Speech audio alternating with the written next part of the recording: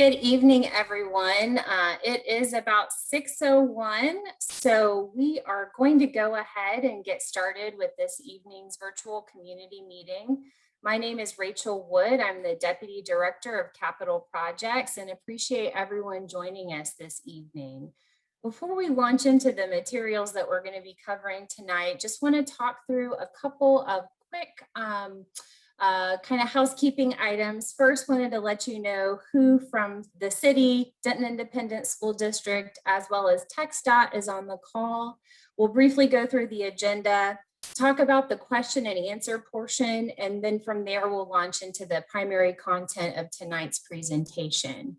So this evening from the City Manager's Office, we have City Manager Sarah Hensley, Deputy City Manager David Gaines. From our Capital Projects and Public Works team, we've got our City Engineer, Rebecca DeVinny, Seth Garcia, one of our project managers, Robin Davis, also a project manager, our Deputy Director of Public Works Operations, Daniel Kramer, Jim Wilder, who leads our design group in engineering, and myself. Then with Public Affairs, we have Stephanie Yates. With the Development Services Department, we have Scott McDonald and Julie Wyatt. With Denton Municipal Electric, we've got Jerry Fielder, not listed on this slide, but I saw join us is Tony Puente, as well as Mark Zimmerer. With Denton Independent School District, we have Gary Ryan. Texas Department of Transportation, we have Nelson Underwood. Very much appreciate everyone's participation this evening. So in terms of the agenda for tonight, given the amount of information that we have to cover, some of the speakers who I just mentioned will actually be presenting. Some are available to answer questions at the end of the presentation. I will, on the next slide, go through some of the virtual community meeting reminders. And then from there, we'll launch into first talking about some of the private and public development projects that are happening in the general vicinity of the Westgate corridor. So you'll be hearing from TxDOT as well as representatives from our Development Services Department to talk about some of those projects. And then you'll also hear from Seth Garcia, who's the project manager for the Bonnie Bray Phase 6 project, just to kind of give you an overview of the capital landscape that we have going on in the general vicinity of Westgate. From there, we'll talk about the current project scope of the Westgate project, which was a part of the 2014 bond program, talk through some potential options that we're considering. And I just want to note before we launch into this content, we're very much still in the initiation phase. There has been no formal design. So really the intent of tonight's presentation is one, to give you some information, as I mentioned, on that private and public development that's happening in the area, but then to get information out to you on some of the options that we're considering for that Westgate corridor and really get your feedback as we start to look at refining the scope of that project. We'll discuss some of the next steps involved in making the decision on what the ultimate scope of that Westgate corridor is going to be, and then we'll have a question and answer session. So just a couple of notes, all of the attendees are muted as a part of our virtual community meeting. The attendee video is also disabled. So we're going to hold questions until we get through the content, and we're going to do our best to get through that content as thoroughly and expeditiously as possible. And questions will be answered once we conclude all of the information. So you have two options to ask questions. One is you can raise your hand using the raised hand feature in Zoom. We'll answer, or we'll call on you based on the order that we see you listed, and you'll need to unmute yourself in order to verbally ask the question. If you don't want to verbally ask a question, there's also a question and answer chat feature in Zoom. Looks sort of just like a little cartoon speaking bubble. You'll click on that, you can type in your question, and we'll read those aloud and do our best to answer them this evening. If there are questions that we're not able to answer or that we need to get some follow-up information for you on, we will post answers on the city's website, and I'll share with you the website link at the conclusion of tonight's presentation. Presentation will be available after the meeting online at cityofdenton.com/virtual community meetings. And just as a quick reminder, tonight's meeting is being recorded. So I've already given you the overview of the presentation. So as we launch into the first couple of slides, just as a quick reminder, really the intent of this first few slides is just to give you an overview of some of the private development projects that are happening in the general vicinity of Westgate, talk about some city capital projects that we have going on, and then you'll also be hearing from TxDOT on the 35 widening project, a Windsor overpass that's going in, and just to give you a little more information on some of their plans that they have in close proximity to the Westgate corridor. So with that, I'm going to turn it over to Julie Wyatt, one of our planners, to discuss the private development landscape in the area. Good evening, I'm Julie Wyatt. I'm a senior planner with the City of Denton. And I just have a couple of slides just to talk about some development that is currently under construction, and you may have seen it, and a couple of projects that haven't been approved yet, but just to get it on your radar. So we'll start at the top of your screen. There at the intersection of Bonnie Bray and Highway 77 and Loop 288. The city has received an application for a project. It's a kind of a horizontal multifamily project. So that has not gone to public hearing. It has not been approved by City Council yet, but it is something that has been submitted to the city. Just south of that, you might be aware of the Kings Ridge project. That was a planned development that was approved several years ago. It's been going through the platting process, and the second phase final plat was recently approved. Hasn't been filed of record yet, but it is moving forward. The Mark is a multifamily project that's just east of Bonnie Bray and south of Highway 77. Denton High School, they're outlined in blue. That is under construction now. The Windsor apartments are also under construction. Those are near I-35 and just north of Windsor. Perch Denton is another one of those that has made an application to the city, but it has not been approved by City Council. So it's still in the early stages. It's under review. And that is another one of the horizontal multifamily type projects. And then finally, Residences at Razor Ranch. That's a townhome development that's moving forward as well. Go to the next slide. And then related to that is that Bronco Way construction. So with the construction of the highway and the Kings Ridge development, both of those developments are working toward constructing Bronco Way, extending from Bonnie Bray to about where that white line ends there to the west. And it will be a 4-lane divided roadway. It will have that center median. DISD is constructing the southern 2 lanes, and they're anticipated to be completed by August of 2022. And then Kings Ridge phase 1 is moving forward. And then that phase 2 that I mentioned, that construction, we anticipate it to begin in about 6 months. So those projects are moving forward concurrently and coordinating to ensure that that road marries up well as those projects move forward. Thank you, Julie. Next, we'll hear from project manager Seth Garcia on the Bonnie Bray phase 6. Good evening, everybody. As Rachel said, my name is Seth Garcia. I'm a project manager with our capital projects department. So I just want to quickly go over some of the major details on Bonnie Bray phase 6. So the scope of this project is to widen Bonnie Bray to a 4-lane divided roadway from University Drive to US 77. It will include traffic signals at Windsor, Riney Road or Bronco Way, and US 77. We will be installing new sidewalks, including a 10-foot shared use trail on the east side of the roadway, upgrading the drainage system, the water main system, and installing streetlights along the corridor from University to US 77. Our current estimated completion is $30.5 million for this segment. We do have multiple funding sources, including 2019 bond funds, as well as federal highway funds from TxDOT. The schedule currently is to begin construction in Q4 of 2021. We're currently acquiring right-of-way along the corridor, so that date is kind of tentative based off the right-of-way acquisition. And this will be an estimated 18-month project, so that would put construction complete Q2 of 2023. For our coordination piece, we are coordinating with Denton ISD on the project for that high school site, as well as a future elementary school site on Riney Road in between US 77 and Bonnie Bray. Thank you, Seth. Okay, now I'm going to turn it over to Nelson Underwood with the Texas Department of Transportation.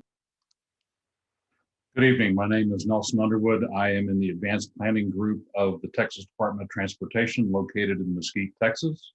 And this is the example or what we're planning to do for the Windsor Road grade separation. The city of Denton approached TxDOT late in the schematic development portion of the project and asked if we could look at how to connect Windsor Road east to west across the 35 improvement project. What we have come up with is a 4-lane divided roadway with 35 going up and over proposed improvements to Windsor Road. It'll also have U-turn lanes on the north and south of that improvement for the frontage roads. And the how that we are going to make the connection from existing Windsor to the southbound service road, proposed southbound service road, is that the bridge the bridge on 35 over proposed bridge over Windsor on 35 is going to be a 3-span bridge and will open up the south span or where the south U-turn is and allow the 2-lane traffic to go underneath that span in an interim project until such a time that the city improves or widens Windsor Road on the east side and then extends it to the west side. And then that road will be shifted over into the middle span. It'll function like US 380 is today. This project is part of an overall project. The schematic was started from US 380 all the way into Cook County back in 2016. It's environmentally cleared. We are in the process of doing and developing the construction plans today. And the expected ready to let date for this project is March of 2023 with a letting date in January of 2025. Thank you, Nelson. Okay, so now we're going to transition and talk more about Westgate, the current project as it was initially concepted as a part of the 2014 bond program, and then discuss some connectivity options as well as some potential additional capital projects that the city is considering, given the significant amount of growth that is happening in the area. So the current project from the 2014 bond really is just improving the southern portion of the existing Westgate. It includes drainage upgrades, sewer upgrades, water upgrades, and then the street reconstruction of those southern segments of the north-south portion of Westgate. The project has an estimate at completion of roughly $2.5 million. And again, this would be funded as a part of the remaining segments that we need to complete the 2014 bond program. We, as the very diversity of the speakers this evening can attest, we're working very closely with TxDOT. We're working very closely with DISD, knowing that there's a significant amount of construction that's happening in the area, wanting to make sure we're coordinating with those different entities, given all that we have going on in the area. We are hopeful that the work will be scheduled to minimize impacts to Denton High School traffic. And really the scheduling is going to be contingent upon what options we decide to move forward with to address the connectivity issues that will result from this project being constructed, and just given the growth in the area, the potential of having some of those permanent connectivity options considered. As we look at reconstructing these southern segments of Westgate, there will be times when the roadway will have to be closed. And of course, we've got residents up north of those southern segments that would need to have some way of ingress and egress to their neighborhood. And so in future slides, I'm going to be going through some of those temporary connectivity options that are going to have to be considered to ensure that residents have access to their homes during project construction. So as I've mentioned, resident access to their homes during construction is really the primary concern we have. And that's our top objective for this evening, is wanting to get feedback from the residents of the area on what temporary connectivity options they want to have considered. As I've mentioned, given the amount of development we have going on in the area, the city is at least in kind of the investigatory mode of wanting to see if there are benefits to having permanent connectivity options, in addition to looking at what we need to do on a temporary basis to complete the 2014 bond project. Some of those connectivity options we're considering is access to the future Bronco Way, which Julie just described, access to the east-west portion of Westgate that goes alongside the Stonehill Center, and then potential connection to both, because we're looking at potentially having that east-west portion of Westgate connect through to Bronco Way and ultimately to Riney Way, as Seth mentioned, and have that all be renamed as Bronco Way. So with that, I'll kind of walk through some of the options that we are considering. And any one of these options that I'm about to walk through could be connected as a part of that temporary connectivity or permanent connectivity that we're considering. So option one would be the full reconstruction of the north-south portion of Westgate. So as I mentioned, the 2014 bond project only funds the southern 3 segments of Westgate. And so given that the full roadway, I drove down it last week, definitely could use some improvement. And I know there are some drainage concerns. One of the things that we're looking at is potentially reconstructing the full north-south extent of Westgate and expanding the scope of the project to have the full extent. Based on the preliminary estimates that our engineering design team prepared, we're looking at just under $5 million for the totality of that project. We would, to the extent possible, assuming funding is identified to complete the full scope of the north-south portion of Westgate, we'd want to coordinate with Bonnie Brae Phase 6, the Denton High School construction, and all of the private development that's happening in the area. Option 2 that we're considering is pretty much the same as option 1 that I just described, but it also includes an 8-foot sidewalk. So this roadway would be built to collector standards and would then have an 8-foot sidewalk. We're looking at potentially having that be on the west side of the north-south portion of Westgate. And everything else would remain the same as option 1 that I previously walked through.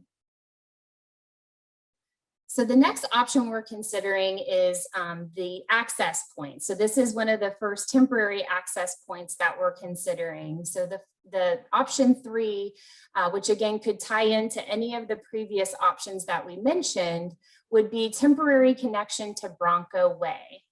And as Julie mentioned, the southern 2 lanes of Bronco Way are being constructed by DISD as a part of the high school. And then Kings Ridge Residential Development Phase 2 is constructing the northern 2 lanes. So from a temporary perspective, what we would be proposing is a 24-foot asphalt 24-inch overlay with minor base improvements, and the project would have an estimate at completion of $32,782. And again, this would just be that temporary connectivity to ensure the residents that live off of Westgate, who only have one way in and one way out of their neighborhood, ensuring that they would be able to have a point of access to get to their homes while the southern segments of Westgate are under construction.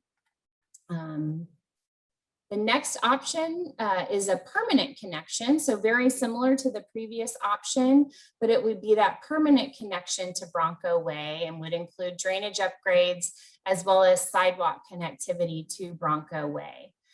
If we were to pursue this permanent option, the estimate at completion would be $229,000. Again, that would be dependent on funding availability, and timing would also be a factor. We would have to ultimately select the contractor. The temporary option would be something that we would most likely be able to handle in-house. But if we did pursue this as a permanent option, we would need to ultimately select a contractor for that. And Moving on to option 5, this would be ultimately a temporary connection to the east-west portion of Westgate. I'm sure many of the people on the call may be aware that in 1993, there was an ordinance passed that actually removed connectivity that was previously there that connected the east-west portion of Westgate to the north-south portion of Westgate. So if we were to have temporary access restored so that residents could access their home from that east-west portion of Westgate that's close to the Stonehill Outlet Center, we would have to look at repealing that 1993 ordinance to allow for that temporary access point. Option 6 would be the permanent connectivity to the east-west portion of Westgate. Option 6 has an estimate at completion of about $2 million. Again, this would be something where we'd have to identify funding. We would most likely need to go and outsource the construction for that and the final design of the project. Similar to the previous option that we outlined, it would require the repeal of that 1993 ordinance, which the residents requested and City Council approved to remove that connectivity from the current east-west portion of Westgate to the north-south portion of Westgate. So just a quick overview of that 1993 ordinance. It did support the closure of Westgate north of Barrow Street as a public street thoroughfare indefinitely. And so these green lines indicate where that connectivity used to be. The reason that was cited in 1993, we went back and read through minutes of City Council meetings and memos that were prepared, was concern over the traffic that would be generated by the opening of the Stonehill Center Outlet Mall. And that was approved by the City Council in 1993. So this map just kind of goes through all of the different options that I briefly went through with you. So option 1 is that rebuilding the full rebuilding Westgate as a collector street. Option 2 is pretty much the same as option 1, but it does include a sidewalk that we would be, that we would be proposing on the west side of Westgate. Then option 3 would be that temporary connection to Bronco Way, that blue line that you see up at the top of the screen. Option 4 would be permanent connection to the new Bronco Way. Option 5 is the temporary connection to east-west Westgate, and option 6 would be that permanent connection. So again, one of the things that we're looking for feedback on this evening is we will, regardless of which option we pursue, at a minimum, we are going to be pursuing the southern 3 segments, which is in green here, that's funded as a part of the 2014 bond program. So as we look at knowing that that southern segment for a portion of time is going to need to be closed, we do need to identify what that temporary connectivity option is going to be. And then just wanted to also discuss permanent connectivity. We know that with the high school opening, people are going to be establishing new traffic patterns, and most likely once we add that connectivity, there will likely be feedback from the community wanting to maintain that access, especially given the opening of the new high school and given the amount of private development that's happening in the area as well. So just really quickly, I provided you the estimates at completion for each of the options, but just briefly, these are those cost estimates. So at a minimum, we would be spending the voter approved roughly $2.5 million that was part of the 2019 bond program. And then we would just need to add to that based on the options that are selected. I would note that there is the option, of course, of that permanent connection. So we could potentially pursue option 4 and option 6, for example, to have permanent connection not only to the east-west portion of Westgate, but as I mentioned, we are also looking at potentially connecting that east-west portion of Westgate to the new Bronco Way that is being installed. So we could potentially have permanent connectivity to both, which would make the most sense if there is going to be permanent connectivity to either. So our next steps after this evening, and again, we're going to have a healthy dialogue. We're sure kind of getting some feedback from the neighbors, answering your questions. We actually have a city council work session that's scheduled for June the 8th, where we want to talk about the scopes considerations with the city council. It also happens to be budget season, so we're in the capital improvement planning process right now. And so we need to know, based on the numbers that I just provided you, how much additional funding we need to have budgeted in order to complete the full scope, whatever that scope may be identified of the project. I've mentioned the importance of coordination given the amount of construction and development that's happening in the area. So we'll continue to work closely with our partners at TxDOT as well as DISD, of course, keeping other partners such as our franchise utilities as well as the county informed. We'll need to finalize the project design, and we may continue with in-house, or we may ultimately end up contracting the final design work depending on the scope that's identified. And then depending on if we decide to have that connectivity either temporarily or permanently to the east-west portion of Westgate, we would need to look at repealing that 1993 ordinance that I just described. So if we do that, then we would need to go to the Mobility Committee as well as the Traffic Safety Commission and City Council in order to have that ordinance repealed. After the scope has been identified, funding's been identified, the project has been designed, then we would need to select a construction contractor and begin construction. Of course, with selecting the construction contractor and the design, depending on what option we select, there would also need to be a right-of-way acquisition process that could take a significant amount of time. We are estimating around 8 months once we get past that right-of-way acquisition phase to construct option 1 or option 2, and at least those temporary connectivity points that were described. So with that, before we open it up for questions, we will have information available on the website at www.cityofdenton.com/Westgate. We have not yet identified a project manager, but we will soon be identifying a city project manager. In the meantime, you're welcome to contact me, and I do apologize, there's a typo there. My number is 7718, extension 7718, and my email address is rachel.wood@cityofdenton.com. So with that, I am going to stop sharing my screen and we can begin the question and answer process. So quick reminder that if you do not wish to speak aloud, we'll actually read your question in the chat, and then someone from the city, TxDOT, or DISD team can answer your question. If you wish to ask a question verbally, you'll need to raise your hand.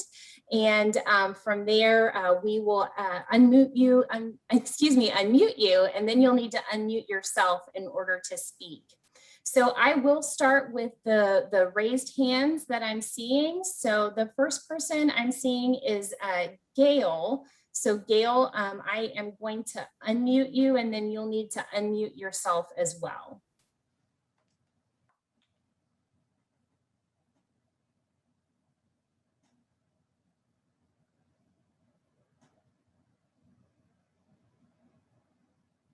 So Gail Bowder, I believe is your last name. You'll need to click unmute on your end in order to speak.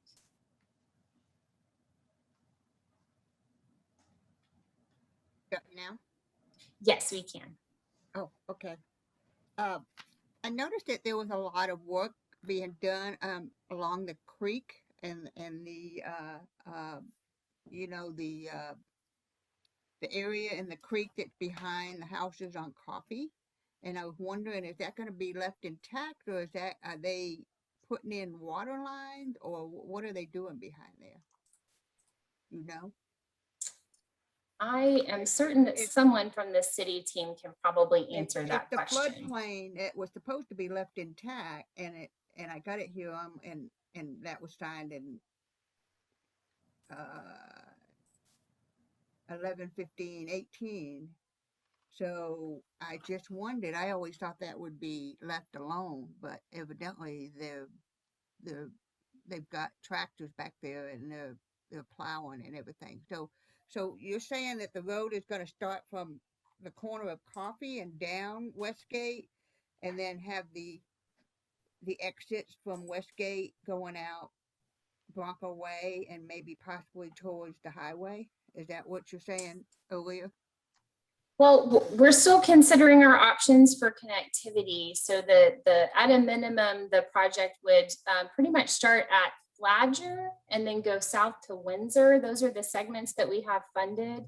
And then we would need to have connectivity to the north to either that future Bronco Way or to the east-west portion of Westgate, so that the residents of Darby, Flagler, Barrow could all access their homes when the southern portion is closed off for construction. So you're not going all the way down Westgate down to Windsor and connecting at that stop sign, or you gonna start? It looked to me on the map that you were starting at Coffee, going down over the bridge, and then going out. So that it's the southern portions that are funded as a part of that 2014 bond program, and that is Flagler down to Windsor. So that would be where we would be reconstructing, but we would need to have connectivity to the north to either that east-west portion of Westgate or the future Bronco Way, so that while we have the southern portion closed, that residents could still access their homes who can only get to their homes currently from Westgate. Do you have any idea what they're doing with the area with the creek behind the houses on Coffee? I'll need to rely on either Daniel Kramer, Pretam Deshmukh, or it may be work that Denton Independent School District is doing. Can anyone from our team answer? If it is north of the creek on DISD's property, it is probably the new 15-inch sanitary sewer that's being put in. Yeah. Sorry about that. Good evening, everyone. Pretam Deshmukh from Water and Wastewater. Jim, who spoke right before me, is correct. That creek is the alignment for a 15-inch sewer within the Denton ISD property. So that's exactly what is currently going on behind those residential houses along Coffee Street. How is that going to affect the houses that are there? I don't believe it's going to affect that. That line would be under the or along the creek bed, along the creek on either on one side or the other, but it will be buried and there will be no direct impact from the sewer line to these houses in the back. Thank you, Pretam. Okay, so next we are going to go to Allie Gerhart. Can you hear me? Yes, we can. My name's actually Melanie Gerhart. Allie's my daughter. I've lived in the neighborhood 26 years, and I'm concerned about permanent connectivity. If the issue in the closure in the 1993-108 was cited was traffic, you're talking about multiplied by how much with the school, the multifamily housing, and all that is going on in what has been for 26 years, a very quiet, peaceful neighborhood where we could enjoy our large lots in the quiet of our neighborhood, which has been invaded by all the construction. And I've can't really enjoy the outdoor use of my property because of the noise, which is okay, because I'm all for improvements. And God knows my daughter went to Denton High, we need a new high school. But permanent connectivity is an issue that is even more of an issue now than before, especially when the school opens. I just don't want all that traffic and drop-offs and teenagers in and out, and my fear of increases in crime and other things. that more people coming through will bring. Well, thank you for that feedback. And that's exactly what we're looking for this evening as we kind of look through the options. Again, this is very much in the preliminary phases. And so at a minimum, we are going to need to look at that temporary connectivity as we look at the reconstruction needs for the existing Westgate, but we do appreciate your feedback. Okay, so we've got several questions in the chat that I'm going to launch over to. So the first few questions are from Susan and Nelson. I believe most of these are going to be TxDOT related. So the first question says, please describe solution to the current death trap at the merge of the northbound I-35, backed up traffic at Highway 380 intersection. Example given, northbound exit after 380 before Windsor. Okay, I'm going to share my screen because there's a couple of things that I want to walk through. Let's see here.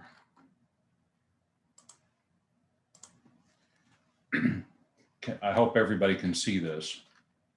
There are a couple of things going on today. As I mentioned earlier, let me back up a minute and go into a little bit of detail. Currently, TxDOT is designing 35 from just south of the split all the way up to 77. That is going to be phase one of the 35 improvement projects, which includes Windsor Road. But there's an interim project that is what we call operational improvements. That is, we are looking at some ramp reversals and so forth that are going to occur in this area between Scripture, Oates, Scripture, and 380. Currently, you have the non-ramp here just north of Scripture, and you have the off-ramp here northbound to 380. And what we are proposing to do, I'm going to have to do this. What we're proposing to do is to put in what we're going to call operational improvements. Operational improvements are going to be where we are currently. This is the this is the on-ramp where my hand is, on-ramp from the northbound service road onto 35. This is the off-ramp from northbound 35 to 380. What we are going to be doing is we're going to be moving this off-ramp back here to make this an off-ramp, and then move this on-ramp up to this location. That way, the stacking that occurs in this location, in this area, on the exit to 380 will be handled by the ability of the frontage road to handle a lot of that excess traffic.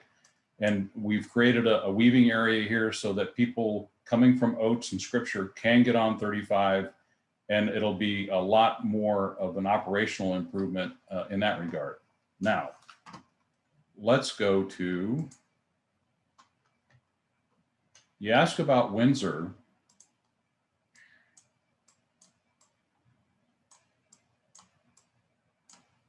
No, this one.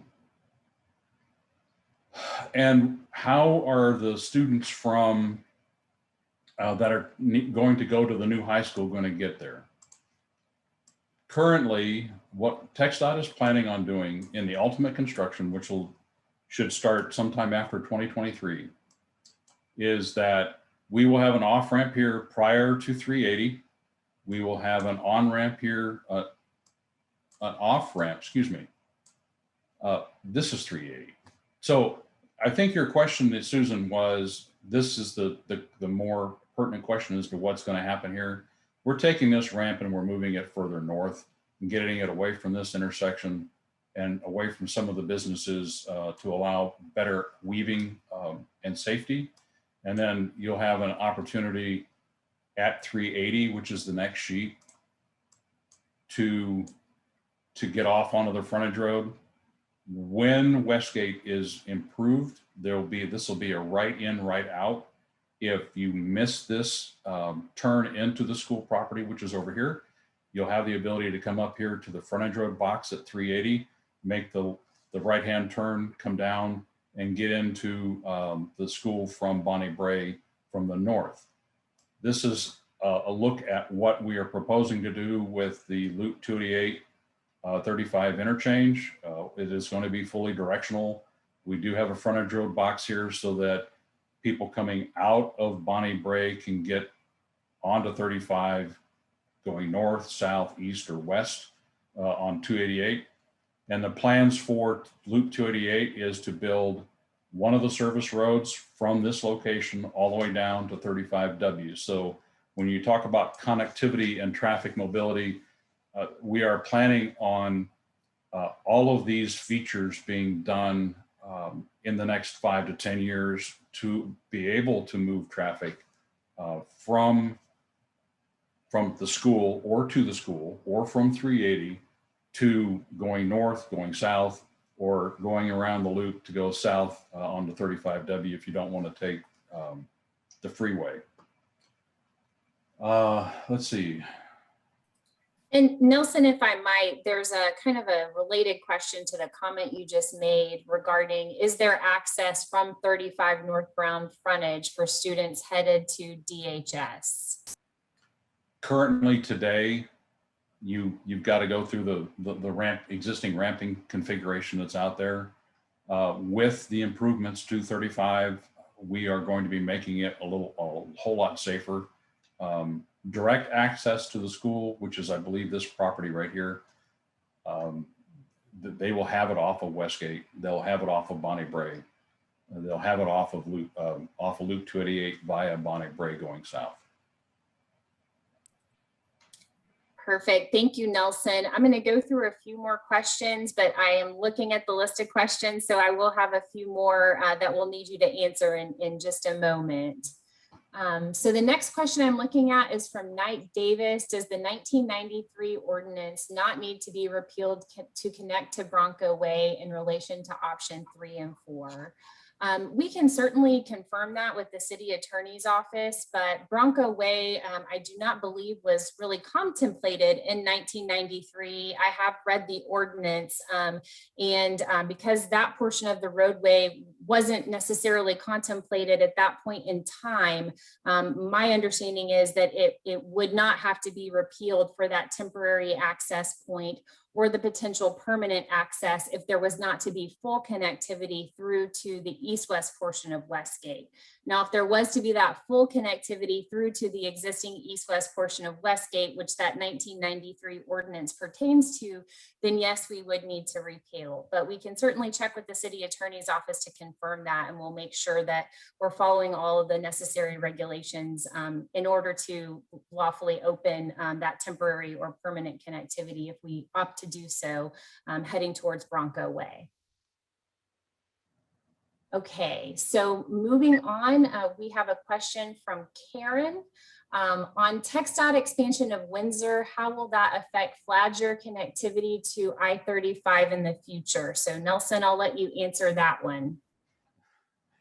I'm not quite sure where Flagler is, but the whole purpose of the Windsor improvements and putting a grade separation on 35 is to be able to move traffic east-west from Bonnie Bray underneath 35 across the railroad to the next major north-south roadway on the west side of the railroad. That is an interim east-west corridor that the city is interested in and approached TxDOT to look at how we can get Windsor across. And that is reflected in the construction plans that are going to be happening, that's being developed now. Yeah, thank you, Nelson. And we do have some preliminary projections. So the city to ultimately widen the full extent of the existing Windsor, we're looking at it needing at about $1.2 million. And so that is something that we will be including in our CIP request, our capital improvement plan request, and it would need to be something that would be prioritized with several other capital projects for potential project funding. The next question is from Fran Witt, and Fran is asking, can you provide traffic impact for Westgate North-South once opened?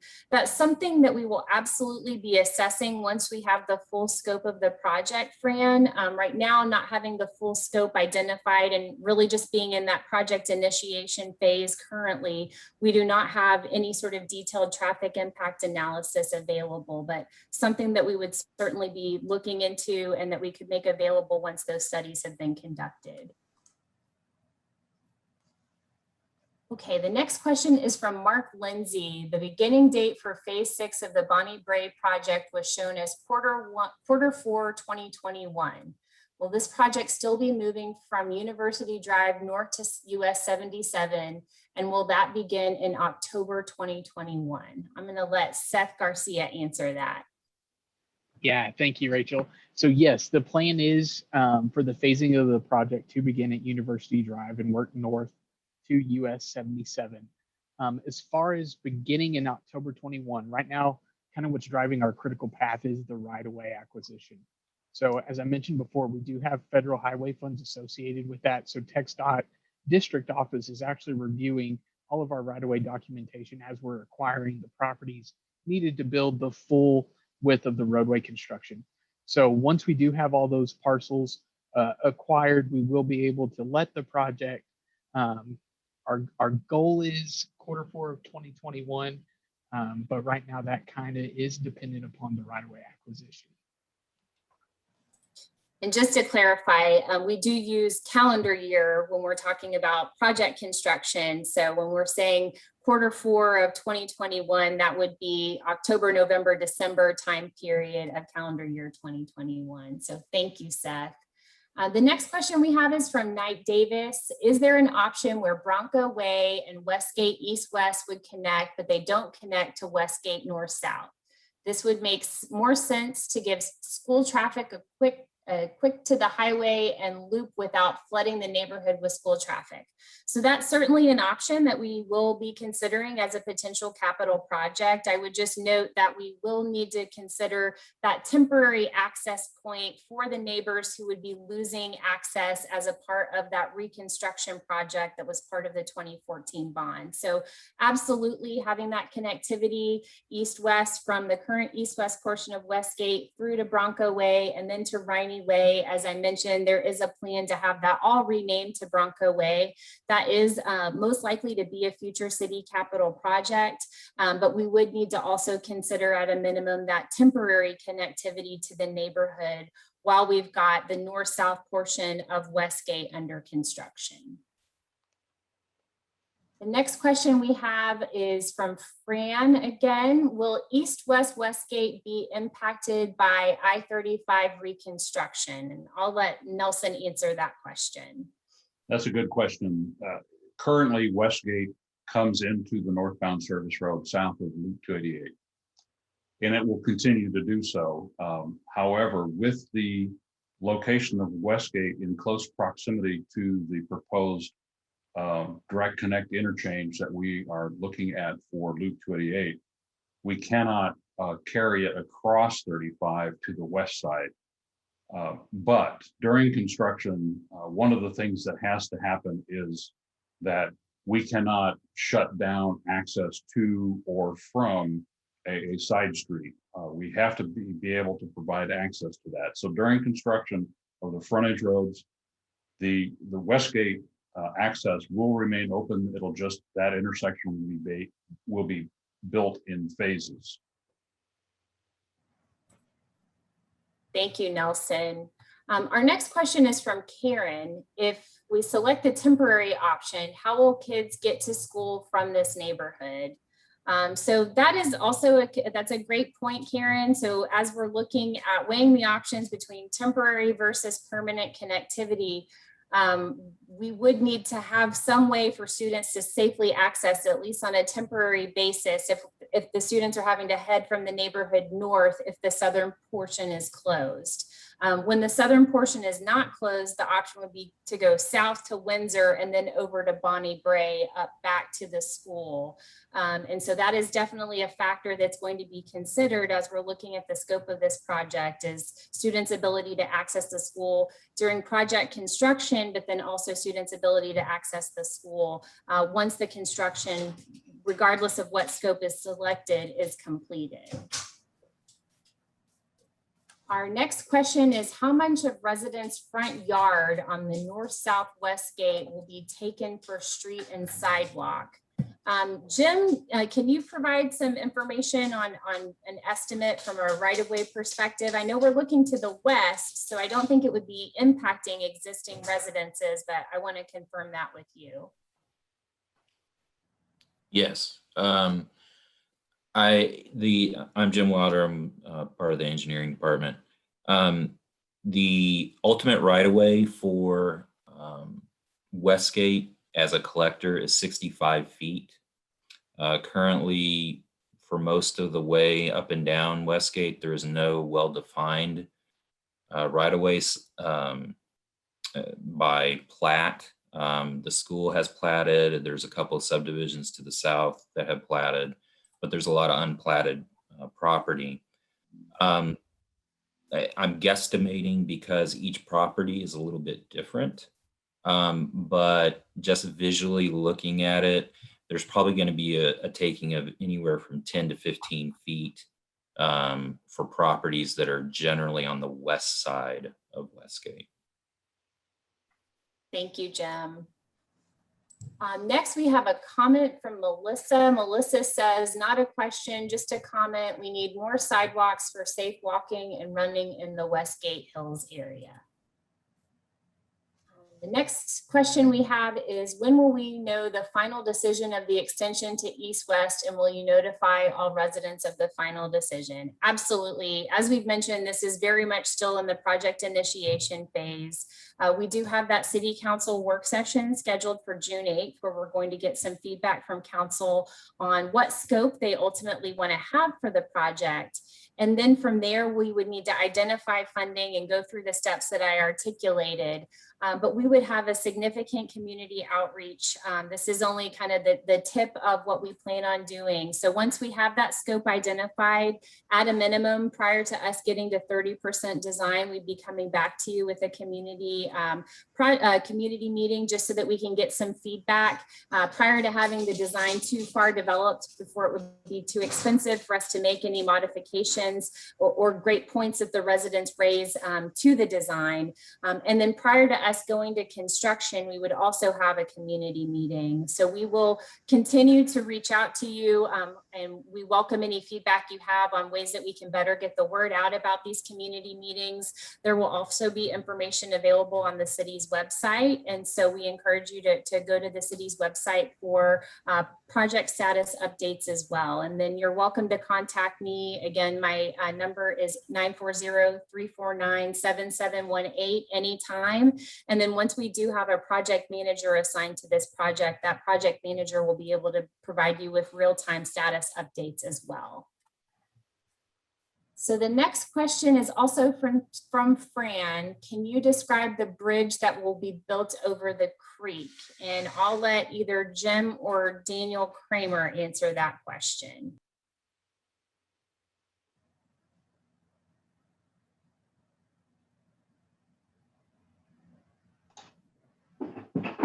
Yes, Daniel Kramer, Deputy Director of Operations, Streets, Traffic, and Drainage. So the bridge that will be built over the creek will be the same style, the basic style that's there. It'll actually be culvert boxes. The potential flow will be increased so it could handle increased capacity. But the road, there will be head walls at the end, so it'll be an actual safer. And if the sidewalk is added with that, there will be sections of sidewalk that will be walking past on each side of that. Thank you, Daniel. So the next question we have is, would the northern access be temporary only? And at a minimum, there would need to be that northern access again as the city's capital project that is currently scoped for those southern 3 sections. At a minimum, we would need to have that temporary access established so that residents can get to their homes. And then that's just part of the discussion we're having this evening, and then that we'll be having with the city council on June 8th is, should there be that permanent northern connectivity or not, given the amount of development that's happening in the area. So we should know very soon. Again, we'll have information available on the city's website. We'll also have another community meeting once we get to 30% design on the project to get some input and give you more details once we've got at least a more firm schematic on what the project would entail. So right now we're not 100% sure, but we do know at a minimum it would be temporary. And then we are looking at options on based on the feedback we get from the community and the city council on if there is a desire to have that permanent connection as well. The next question, are there plans to improve the intersection at Westgate and Windsor? In other words, will Windsor become 4 lanes all the way to I-35 frontage? So yes, that's that $1.2 million project that I described. We do ultimately have plans to make Windsor that 4-lane divided roadway that Nelson described, and ultimately it'll connect to the overpass. So that will address the kind of strange configuration where it kind of bottlenecks down into that 2-lane roadway right now. That's a great question. And right now that's just depending on funding availability, how that project is prioritized with other capital improvement projects. And then of course we would want to coordinate the timing with the construction of I-35 widening project, just so that the tie-in would be really, really nice and smooth there. The next question is, will there be a sewage line added along Bonnie Brae during phase 6? I believe the answer is yes, but I'm going to let Seth confirm or deny that. Yeah, so it's not actually going to be installed with Bonnie Brae 6. It's being installed by Denton ISD in Kings Ridge on the northern section. So it's actually going to come from around the area of Riney Road on the east side of the roadway down to Windsor and then continue east on Windsor. So not actually a part of Bonnie Brae phase 6, but it is currently being installed as a part of the private development projects. Thank you for the clarification on that, Seth. The next question we have is from Fran. Will the new road be asphalt or concrete? I believe it is asphalt, but I will let Jim Wilder or Daniel Kramer confirm. Yes, if we're talking about the north-south section, that will be an asphalt replacement. The east-west, if any of those do come up and get selected, they will continue with concrete as to tie in with the remainder of the sections there, the Bronco Way. Thank you. Okay, so let's see, I'm getting a little ahead of myself here. I have an anonymous attendee that says, I am concerned about the Windsor expansion and overpass. We already have speed issues of vehicles coming east down the hill, and with the overpass, it seems like this will drive more traffic to Windsor to bypass University and 77 routes. Will the speed limit remain the same, and how will it be enforced? With Bonnie Brae expansion, it was mentioned that it would get a 10-foot sidewalk trail. Will the sidewalks along Windsor be improved? Because with the increased traffic on Windsor, it'll become much more dangerous to cycle on Windsor. So we'll answer, it's kind of a 2-part question there. And I forgot to introduce him earlier. We do have Chandra Murugandam, who is one of the city's traffic engineers. Chandra, can you speak to what the speed limit would be or what the speed limit is of Windsor, and if that might be changing with the widening and the overpass? It will be 40 miles per hour. Again, good evening, this is Chandra. So we can set the speed limits based on after the construction, but I don't envision it's more than 40 miles per hour for collector streets. Thank Rachel, you, can I answer part of that question as well? Sure, absolutely. So the overpass will be the main lanes up and over the expansion of Windsor. When Windsor approaches the frontage roads, northbound or southbound, that will be a stop condition. And at some point in time, if the volume of traffic gets to the point that it requires a traffic signal, that's when either TxDOT or the city of Denton asks TxDOT to do a traffic signal warrant study. And if a traffic signal is warranted, then those two, the northbound connection and the southbound service road connection would be signalized, and that would help with your speed issue.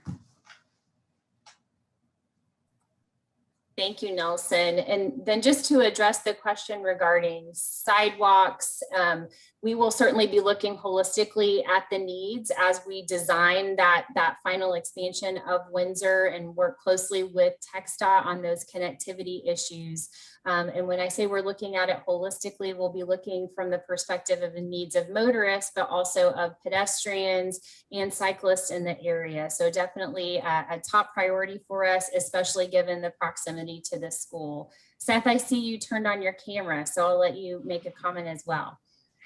Yeah, and just to comment on Bonnie Brae Phase 6. So as I said earlier, we do have that 10-foot sidewalk on the east side of the roadway, but we also have a 6-foot and 8-foot sidewalk on the west side. So we're not leaving that west side unimproved.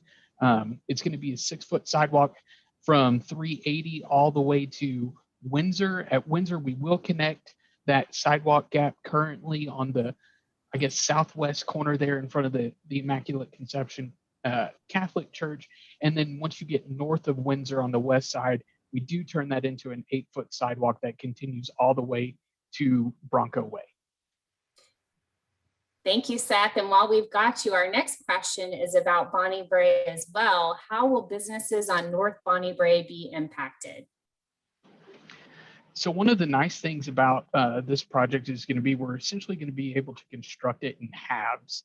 So with the right-of-way take predominantly being on the west side of the roadway, we're going to be able to construct a lot of the future, what will be southbound lanes on the west side and keep traffic on the existing lanes that they're on now.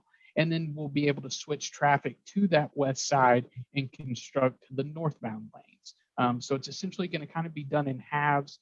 Of course, we'll always provide access into businesses, whether that be through temporary roadways or covering with steel plates. But it is our goal that we will have zero business interruption to driveways or parking lots. Thank you, Seth. Our next question is from Eric Fullerton, and this question is for TxDOT. The idea of moving the 380 off-ramp to interfering with this 35 merge seems ill-advised. I have ideas that might work, but I don't see how this can. It will simply move the congestion a bit more to the south. Let me share my screen.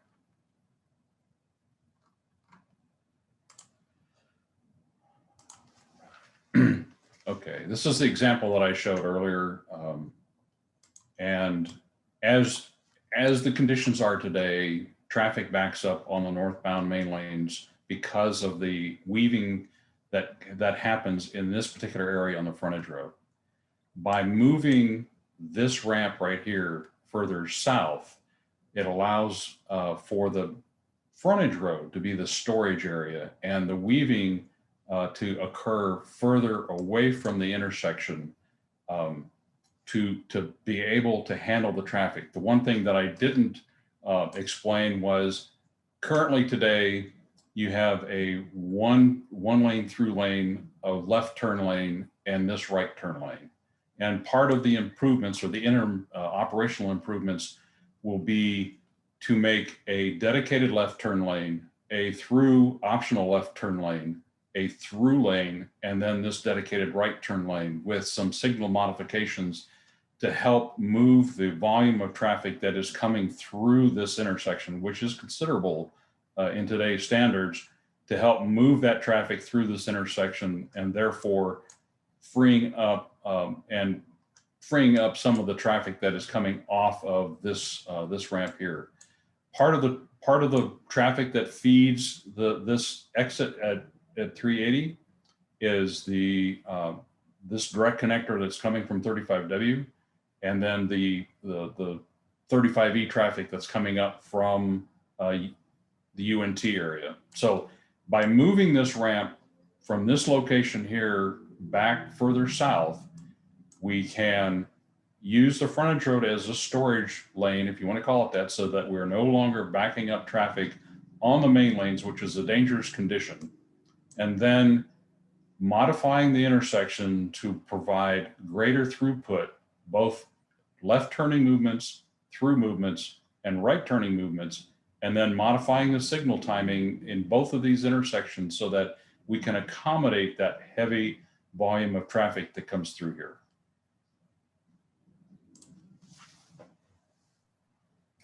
Thank you, Nelson.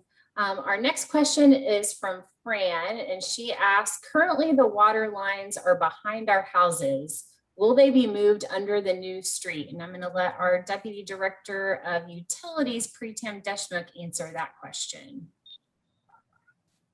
Hi, it's me again. Yes, there is a project, and definitely the water lines that are not only between the houses that are fronting Westgate and Darby Lane, but also there are the houses along Darby Lane. There is a water line behind those houses.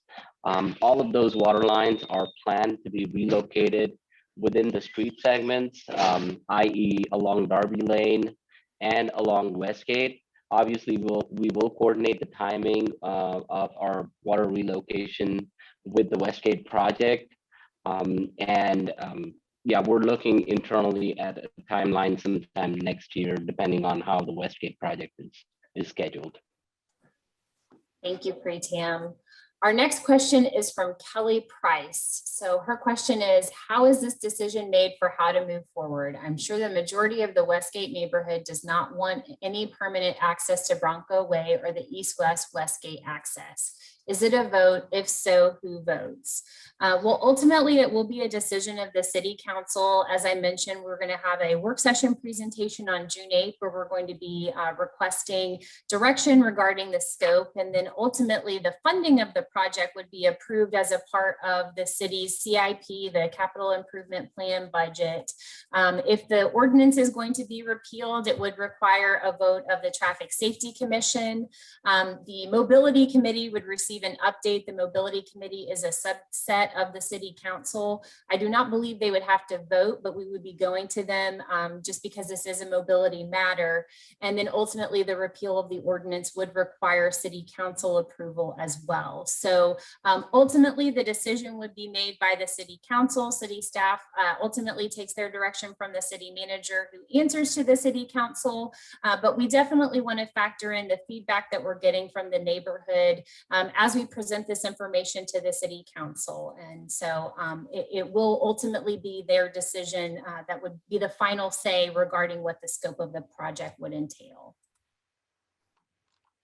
Next question is from Jess King. Are there any underground water wastewater improvements happening in the Bonnie Bray CIP project? If so, will there be availability of tie-in services prior to the completion of the city CIP work for those developments along Bonnie Bray? And I'll let either Pritam or Seth answer that question.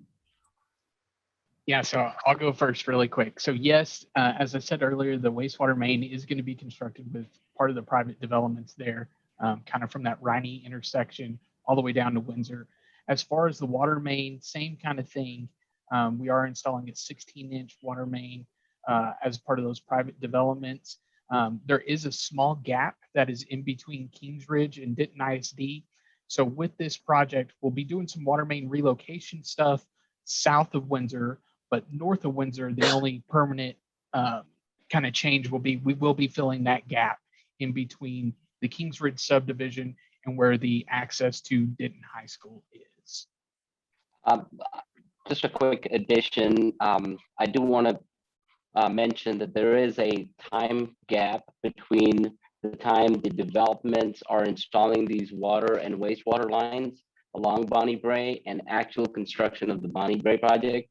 So if that interim phase, and the question is if someone wants to tie to an accepted utility, yes, there may be a time frame that is a possibility, but it all depends on how soon the developers are installing these lines and how soon the city will be accepting. So there is still a little bit of uncertainty depending on the schedule for the developments on the north side of Bonnie Bray.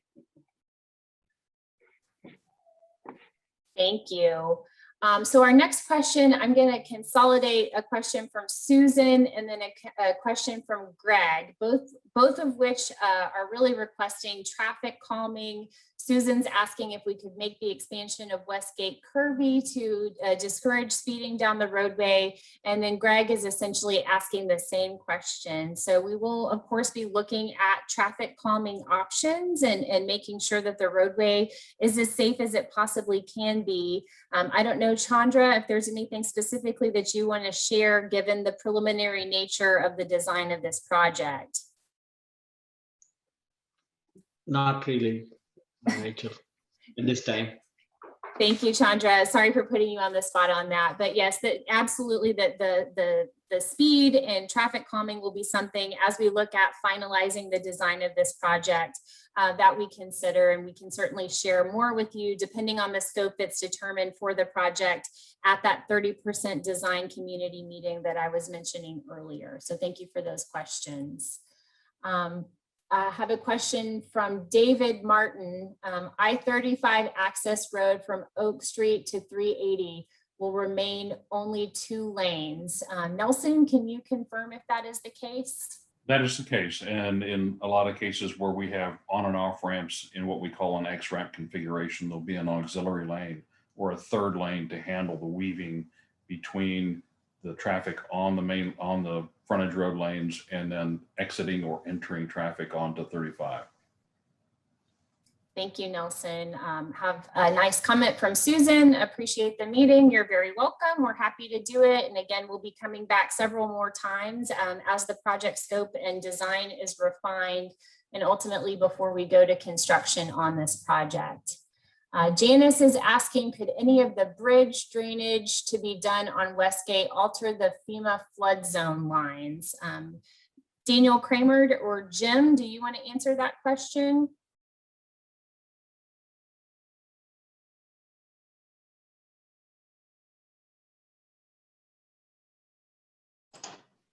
I'll address it. The bridge will be designed to handle the 100-year flood event as it crosses under Westgate. Currently, the existing culverts are nowhere close to that size of an event. Of course, the area has not developed, but in the future, when it does develop, it'll have a much higher peak flow, and it will be designed to handle that. That will probably necessitate the road being slightly raised over what it is now to provide the adequate passage of the flow. Thank you, Jim. The next question is from Ms. Gerhart. What about promises secured by the school district and city that there would be no repeal of the permanent closure of Westgate to the north? This just seems like a sneak around to allow access to the neighborhood for the school. I do understand your comment and concern, Ms. Gerhart. I will note that because of that 2014 bond project, and we are trying very hard by the end of calendar year 2022, we have a goal to have all of our 2012 and 2014 bond street reconstruction project segments completed. Because that portion of Westgate was a part of that 2014 bond, and because the voters did approve that as a part of the 2014 bond, we do ultimately need to reconstruct that portion of the roadway at a minimum from Flagler to Windsor. And so the connectivity really at a minimum for today's conversation recommendation is for the residents who will be impacted while that portion of Westgate is closed, there will need to be that temporary access point to the north so that those residents can access their homes. So that sincerely is the reason for the start of this conversation. But we are taking other considerations regarding connectivity into account. And that's ultimately why we're going to be seeking feedback from the City Council on what the scope of this project should entail. Our next question is from an anonymous attendee. Is there a way to have an access point south on Flagler on Windsor to the high school only so that students can have access to this school? Keep the volume of traffic out of our neighborhood and give us temporary access to Bronco Way. I would need to look at a map really quickly to make sure I am tracking that suggestion. So the recommendation is to have an access point south of Flagler on Windsor to the high school only. I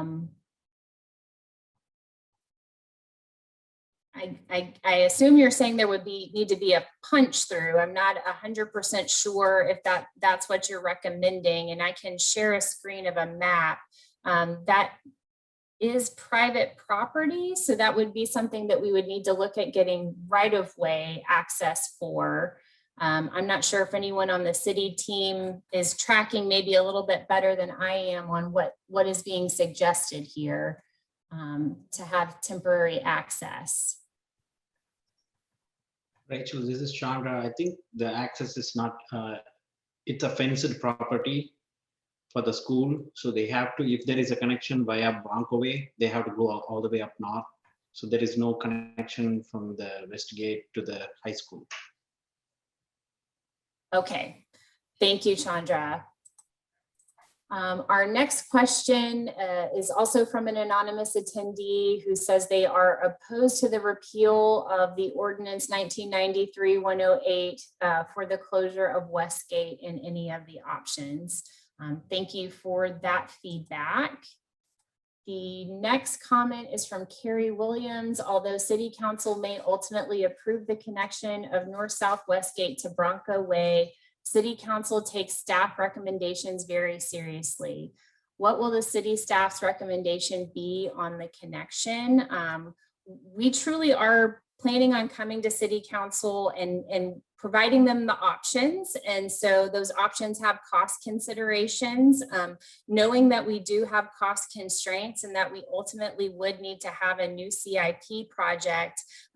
We would most likely be recommending at a minimum one of those temporary connectivity points. And so the temporary connection to Bronco Way is the least expensive option. And so that would be that minimum option that we would need to pursue in order to have that connectivity as part of that 2014 bond project completion so that the residents could ultimately access their homes. So that would be the minimum recommendation of the options presented that staff would be saying to City Council would need to be considered. The anonymous attendee I think they were clarifying that their question regarding a punch through on Flagler was actually regarding on Westgate. I am no longer able to see the original question. So if you want to read, it looks like you did down below. So I'll get to that in just a moment. Next question is from Ms. Gerhart. Temporary is fine, but permanent is an entire different thing and flies in the face of promises made to the neighborhood prior to school construction beginning. Understood, and we will certainly have that be one of the discussion points when we present the options to the City Council. So thank you for that feedback. Mint Westgate, so I think we're going to get to that in just a moment. Greg is asking, what are the plans for the undeveloped area west of Westgate between the north and south neighborhoods?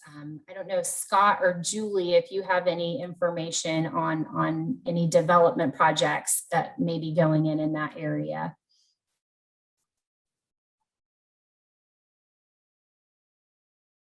I can jump in if you'd like.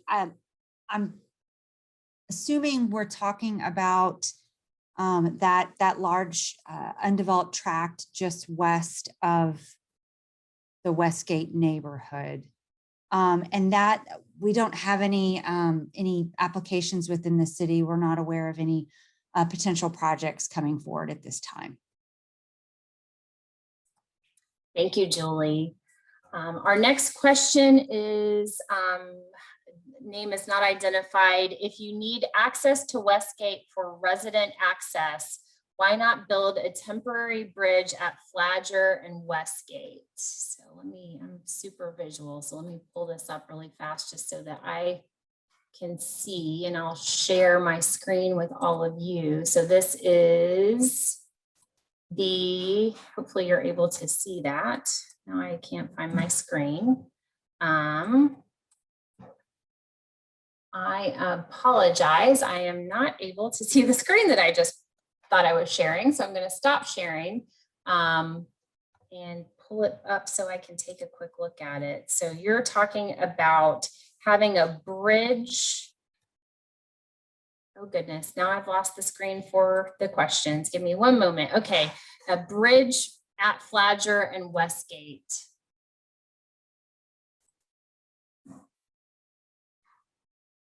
I'm still not exactly sure, kind of talking about that punch through option, what if that would be feasible. Looks like Danny may have an answer. So on the temporary access, what I'm under resident access when I build a temporary bridge. So for the temporary access, the most cost-effective route would be to add up at the north to Bronco Way and or existing Westgate that runs east to west for a temporary access while the bridge is being constructed. We did look at some other options, but those are the only cost-effective without building quite a long roadway or anything, especially if it's a temporary need on that. Thank you, Danny. So while I've got you here, I think this is the update to the question that was previously asked. Is there a way to have an access point on south of Flagger on Westgate to the high school only so that students can have access to the school, keep the volume of traffic out of the neighborhood, and give us temporary access to Bronco Way? I do not think so for the way the property is platted and the way it is planned out from DISD. It is also looking at a safety issue, as Chandra mentioned earlier, of having the whole property fenced in for the kids' safety at the school. So understand what it is, but understand the ask, but I'm not thinking that is even a possibility for access at that point. Thank you, Mr. Kramer. Another comment from Ms. Gerhart. In my opinion, this means a repeal and permanent connection should not be an option at all. Thank you for that comment, and we'll make sure that that's factored in as we provide feedback to our city council members. Matthew, just a comment. Thank you for all of the information you've provided. It's great to know that professionals are running the city. By the way, we are for repealing the 1993 provision, and we are all for sidewalks. Thank you, Matthew. Our next question from the anonymous attendee: the original ordinance was passed because teenagers used to drag down Westgate before the high school was here. I'm concerned the same thing will occur if permanent access is granted. I believe the ordinance talked about keeping the rural and low volume character of Westgate.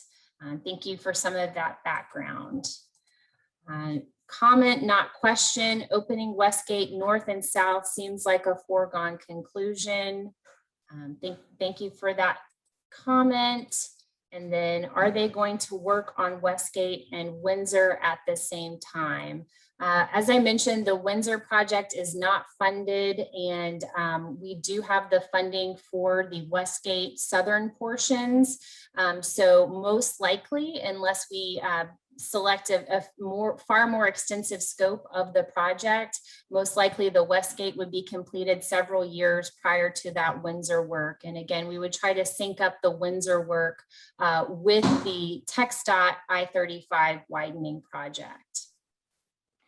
And Rachel, this is Becky Devaney, the city engineer. For clarification on that project, or that question that was asked, I'm not sure if they're referring to the east-west connection of Westgate along with the east-west connection of Windsor and the concern in that area. So that's also a consideration to be made. So I'm not sure. I know the question went away, so I'm not sure if that's what they were referencing or not, but thought that I would mention that. Thank you, Becky. So that does look like it's all the questions. I see that Fran has her hand raised.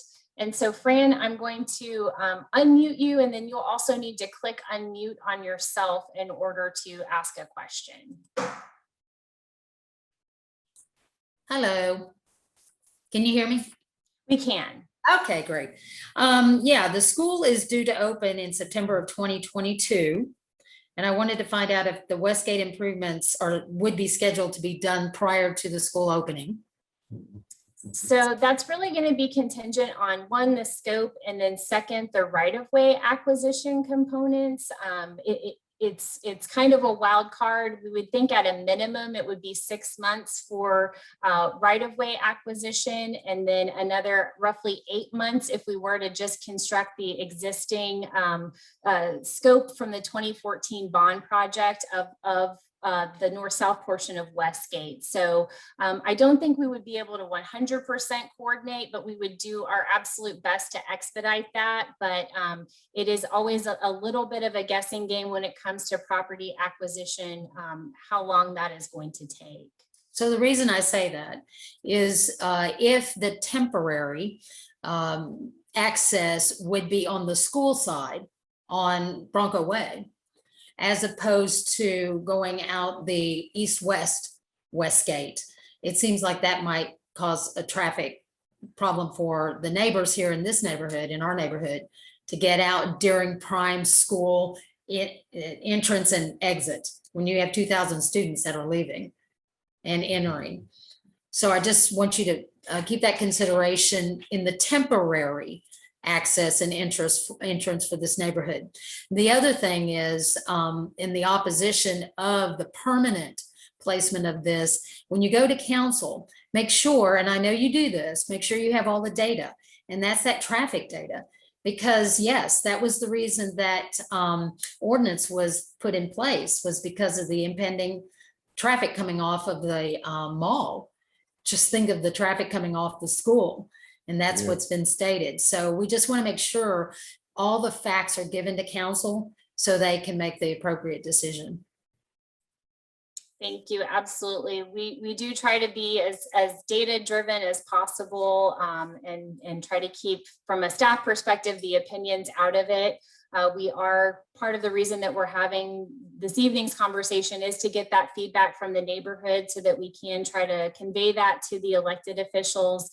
This meeting is being recorded. We'll also make note of the recording being available so that if city council members want to watch and see some of the feedback that was provided tonight, they can receive that as well. But as we mentioned earlier, we will be looking at traffic safety and traffic calming as a portion of the design, either for just that southern segment, the full extent of north-south Westgate, if we do ultimately decide to reconstruct that, or any temporary or permanent connection. Safety will absolutely be our primary concern as we look at our options and finalize the scope of this project.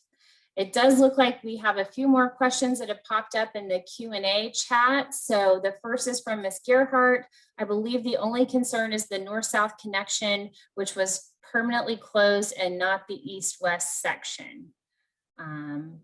So that's just kind of talking about, again, the repeal of the ordinance. Next, anonymous attendee. Windsor would be the only way out from our neighborhood if Westgate is closed. Yes, it would only be on a temporary basis that it would be closed, but depending on where you reside, if you're in that southern neighborhood, yes, there would be a temporary closure during construction where, depending on where you live, Windsor would be your only access point, but we would do our best to mitigate those impacts as we go.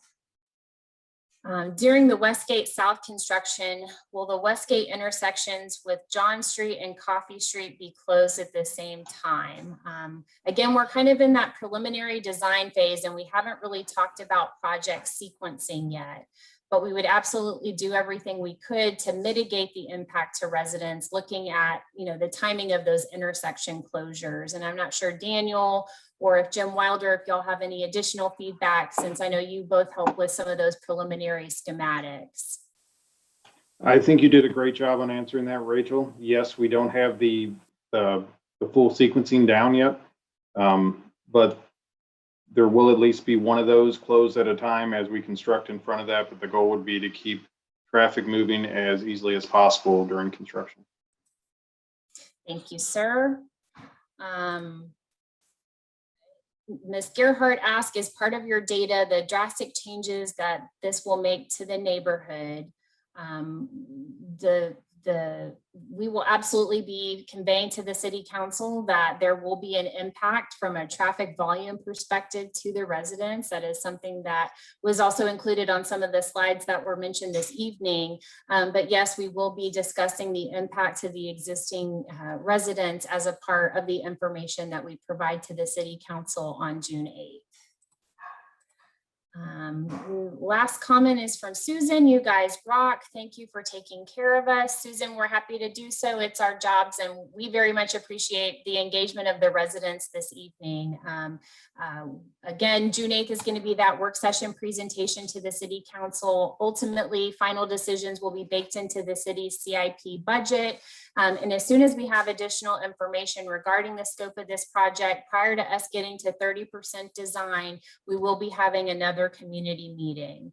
I see one more comment has come up from Ms. Gerhardt. More traffic seems to indicate there may be more crime to follow. Thank you for that comment. And it is duly noted that there will be a significant amount of development in the area. I see Susan has her hand raised. So Susan, I'm going to unmute you and you'll need to unmute yourself as well.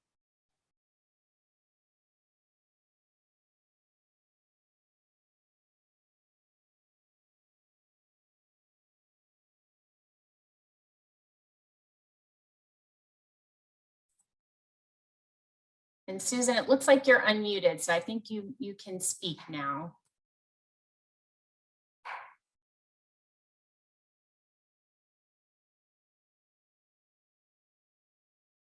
Okay, looks like Susan may have just muted herself. So maybe I was mistaken in seeing the hand raised. So unless there are any additional questions, we do very much appreciate the feedback that was provided this evening. Again, this will be made available on the city's website, and you're welcome to reach out to me anytime. My phone number, 940-349-7718. My email is Rachel, rachel.wood@cityofdenton.com. And if I'm not able to answer your question, I can certainly help connect you to the right people. But we very much appreciate your time this evening, and thank you for joining us.